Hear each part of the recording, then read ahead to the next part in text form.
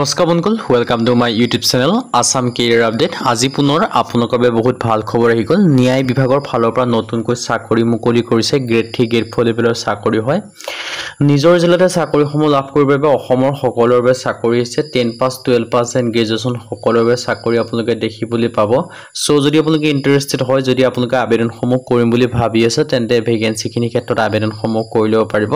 আপোনালোকৰ বাবে এটা ডাঙৰ সুযোগ আৰু সুবিধা আহিছে। সুযোগ আৰু সুবিধাটো আপোনালোকে নেহেৰুৱাব। যদি আপোনালোকে আবেদনসমূহ কৰিম বুলি ভাবি আছে, তেন্তে আবেদনসমূহ কৰি ল'ব পাৰিব। যদি ভিডিঅ'টো ভাল পায়, ভিডিঅ'টো লাইক কৰিব, লগতে চেনেলটো ছাবস্ক্ৰাইব কৰিব। এনেকুৱা ধৰণৰ ভিডিঅ'সমূহ প্ৰতিদিনে পাই থাকিব। আৰু আমাৰ হোৱাটছআপ চেনেল ভিডিঅ' ডেছক্ৰিপশ্যনত দিয়া আছে, তাত গৈ ফ'ল'টো কৰি লওক। তেতিয়া আপোনালোকে ডেইলি জবৰ আপডেটসমূহ পাই থাকিব পাৰিব। আহক ভিডিঅ'টো আৰম্ভ কৰোঁ। ইয়াত আপোনালোকে দেখিব যে ডিষ্ট্ৰিক্ট কোৰ্ট ৰিক্ৰুইটমেণ্ট আছে 2025 বৰ্ষৰ কাৰণে। ডিষ্ট্ৰিক্ট কোৰ্ট মানে কি? আপোনালোকে নিজৰ জিলাই যিবিলাক ন্যায়পালিকা আছে বা তাতে আপোনালোকে চাকৰিখিনি লাভ কৰিব পাৰিব। আৰু ইয়াৰ কাৰণে আপোনালোকে এপ্লাই অনলাইন যোগে কৰিব পাৰিব। 367 জুনিয়ৰ এডমিনিষ্ট্ৰেটিভ এছিষ্টেণ্টৰ ভেকেঞ্চি আপোনালোকৰ বাবে আহি গৈছে। চ' ইণ্টাৰেষ্টেড আৰু ইলিজিবল আবেদনসমূহ কৰি ল'ব পাৰিব। আপোনালোকৰ এটা ডাঙৰ সুযোগ আৰু সুবিধা আহিছে। এই সুযোগ আৰু সুবিধাটো আপোনালোকে নেহেৰুৱাব। ডিষ্ট্ৰিক্ট কোৰ্ট ৰিক্ৰুইটমেণ্টৰ ফালৰ পৰা ভেকেঞ্চিখিনি মুকলি কৰি দিছে। চ' যদি আপোনালোকে ইণ্টাৰেষ্টেড হয়, আবেদনসমূহ যদি কৰিম বুলি ভাবি আছে, তেন্তে ভেকেঞ্চিখিনিৰ ক্ষেত্ৰত আবেদনসমূহ কৰি ল'ব পাৰিব। যে এই ডিষ্ট্ৰিক্ট কোৰ্ট আছামৰ ফালৰ পৰা ভেকেঞ্চিখিনি মুকলি কৰি দিছে। আপোনালোকে দেখিব পাৰিছে ইয়াত। মই পোনপ্ৰথমে আপোনালোকক এটা অভাৰভিউ জনাই দিব বিচাৰিছোঁ। ইয়াত দেখিব পাৰিছে organisation name Guwahati high court. Post name আপোনালোকে দেখিব পাৰিছে জুনিয়ৰ এডমিনিষ্ট্ৰেটিভ এছিষ্টেণ্টৰ ভেকেঞ্চি আহিছে। টোটেল ভেকেঞ্চি আছে 366টা। ডিষ্ট্ৰিক্ট ৱাইজত ভেকেঞ্চি লাভ কৰিব, এটা বহুত ভাল খবৰ হয়। আৰু যদি মই পে স্কেলৰ কথা ক'বলৈ যাওঁ, 14,000 পৰা 70,000 টকা পৰ্যন্ত আপোনালোকে লাভ কৰিব পাৰিব।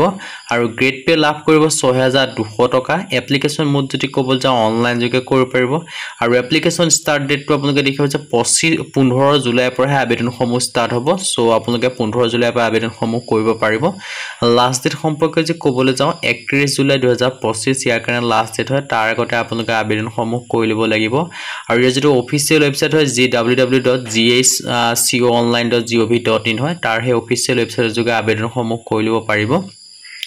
আৰু প্ৰতিখন ডিষ্ট্ৰিক্টত কিমানকৈ ভেকেঞ্চি মুকলি কৰিছে মই আপোনালোকক জনাই দিছোঁ। বজালী ক্ষেত্ৰত 9টাকৈ ভেকেঞ্চি আছে। ইউআৰৰ ক্ষেত্ৰত 7টা, এছচি ক্ষেত্ৰত 1টা, এনেকৈ ভাগ কৰি থোৱা আছে।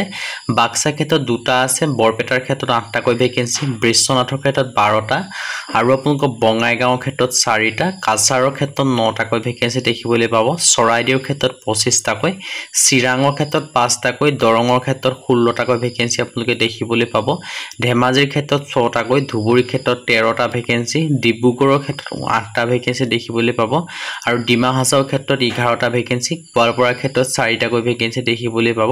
আৰু গোলাঘাটৰ ক্ষেত্ৰত 13টাকৈ ভেকেঞ্চি আপোনালোকে দেখিবলৈ পাব। হাইলাকান্দিৰ ক্ষেত্ৰত 9টাকৈ ভেকেঞ্চি।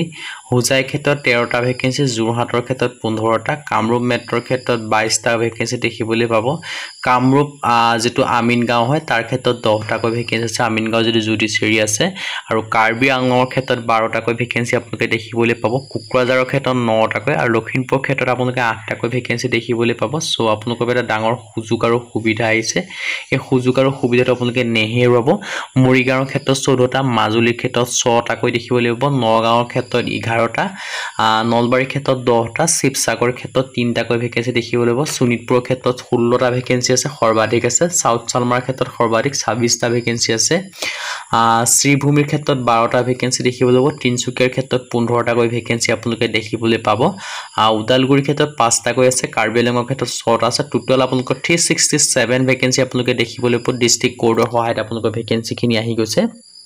চ' ইণ্টাৰেষ্টেড আৰু ইলিজিবল আবেদনসমূহ কৰি ল'ব। চিটিজেনশ্বিপ আপোনালোকে দেখিব পাৰিছে, must B citizen of Indian হ'ব লাগিব।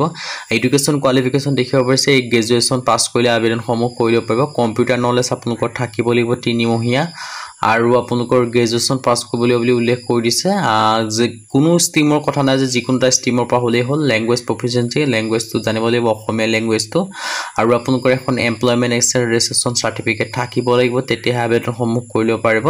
আৰু ইয়াত আপোনালোকৰ বয়সৰ সময়সীমা 31 জুলাই পৰ্যন্ত গণনা কৰা হ'ব আৰ্ন ৰিজাৰ্ভৰ ক্ষেত্ৰত 18 পৰা 40 বছৰ OBC MBC ক্ষেত্ৰত 18 পৰা 43 বছৰ ST P আৰু ST হিলৰ ক্ষেত্ৰত 18 পৰা 45 বছৰ PWBT ক্ষেত্ৰত 18 পৰা 50 বছৰ সিলেকশন প্ৰসিডিউৰ ক্ষেত্ৰত জুনিয়ৰ এডমিনিষ্ট্ৰেটিভ ক্ষেত্ৰত ধুনীয়াকৈ সিলেকশন প্ৰসিডিউৰখিনিও লিখা আছে কমন ৰিটেন টেষ্ট হ'ব টাইপ ইয়াত দেখিব পাইছে ডিউৰেশ্যন 2 ঘণ্টা থাকিব টোটাল মাৰ্ক 120 মাৰ্ক থাকিব ইয়াৰ আপোনালোকে গোটেই এডভাৰটাইজমেণ্টখন আপোনালোকে পঢ়ি চাই ল'ব পাৰিব কম্পিউটাৰ স্কিল টেষ্টটো হ'ব সো আপোনালোকে ভালদৰে এডভাৰটাইজমেণ্টখন পঢ়ি চাই ল'ব মই লিংকটো ডেছক্ৰিপশ্যনত দিয়া থাকিব আৰু এইখিনি আপোনালোকৰ 15 জুলাইৰ পৰা আবেদন হ'ব 31 জুলাই পৰ্যন্ত শেষ তাৰিখ সো যদি ভিডিওটো ভাল পালে ভিডিওটো লাইক কৰি পাৰে লগৰ চেনেলটো সাবস্ক্ৰাইব কৰি দিব পাৰে এনেকুৱা ধৰণৰ ভিডিওসমূহ প্ৰতিদিনে পাই থাকিব আৰু আমাৰ হোৱাটছআপ চেনেল ভিডিও ডেছক্ৰিপশ্যনত দিয়া আছে তাত গৈ আপোনালোকে ফলোটো কৰি লওক তেতিয়া আপোনালোকে ডেইলি জবৰ আপডেটসমূহ পাই থাকিব পাৰিব আৰু ভিডিওটো যিমান পাৰে সিমান বন্ধুবৰ্গক শ্বেয়াৰ কৰি দিওক যাতে সকলো বন্ধুৱে ডেইলি জবৰ আপডেটসমূহ পাই থাকিব পাৰে আজিলৈ ভিডিওটো লগ পাম